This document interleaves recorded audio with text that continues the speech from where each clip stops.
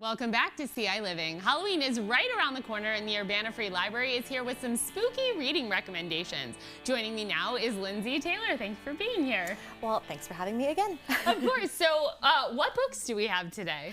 So I brought some books for various age groups because everybody may like spooky things, but we want to have stuff for every age group. So I've got some books for young readers here. First one is In a Dark, Dark Room and Other Scary Stories. Ooh. This one's a classic.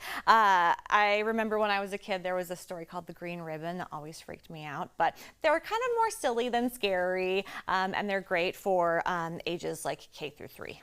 Is The Green Ribbon the one where the mom is wearing the green ribbon around her neck? Yes. You remember that one? I remember that one as well, and that is a very scary story. We are not going to spoil what happens, but yes. It's a very scary story. Although I reread it yesterday and I was like, oh, this isn't scary, but as a child. As a child, yeah. I remember my sister and I were very scared. Yeah, exactly. That story. That's so funny.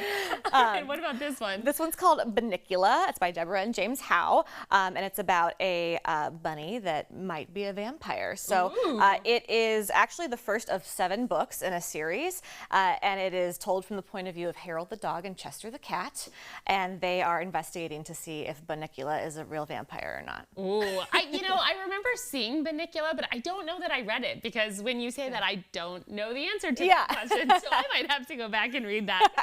And then what about this one? This one is called How to Survive a Horror Movie by Scarlett Dunmore. So this is a young adult novel, kind of more for a teen audience.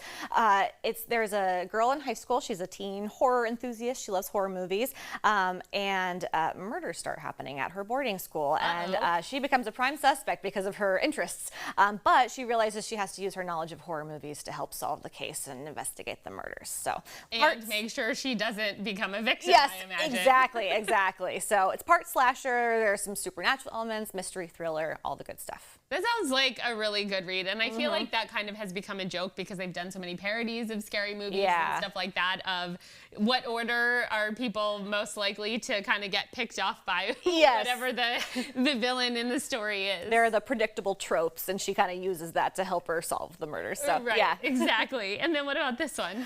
This one is called Songs for Ghosts by Clara Kumagai. It's, again, a young adult novel. It's about a teen who finds a diary in an attic, and as he reads about this woman's story, he becomes haunted by her ghost. And so it's a little bit of a supernatural thriller with a little bit of a historical aspect to it, too, and a coming-of-age story. Yeah, I feel like that's sort of a good combination of a little bit of everything. Yeah. There's something in that one for everyone, I feel like. Exactly. And then how about this one? So this one right here is called The Midnight Feast by Lucy Foley. She's a big mystery writer. So this one is for adults.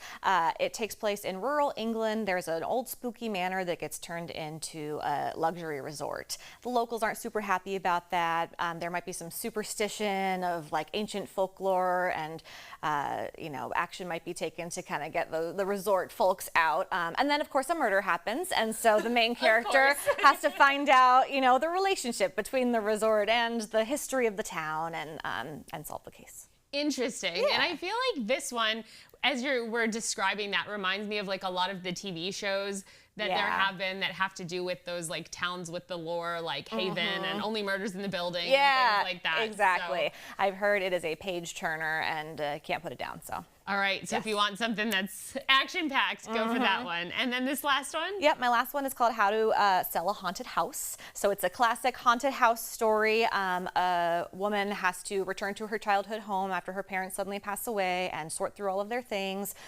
before she can sell the house. And her mother collected puppets and dolls. And so when she finds out the house is haunted by an entity, it's communicating through the puppets and dolls. And so think like Annabelle vibes. Oh, no. Yes, okay. But this author's great because he's actually really funny, too, and he's very into pop culture. There's a lot of references there. I've read several of his books, but not this one. It's next on my list. Yeah, and I'm not like a horror movie fan. I feel like Hocus Pocus and like Casper are my vibes. So that one might be a little bit yes, this scary. is on the scarier end. So we go from, I think, least to most spooky. Dolls are a little bit creepy to begin with. Oh, and then without when the being supernatural. Haunted. Right, exactly. Well, what a great selection, and that's so funny that that brings me back. I'm so glad you knew that story, too, because I always think about it. Yeah. Well, thank you so much for being here and for all of these spooky Halloween book recommendations. Of course. Thanks for having me.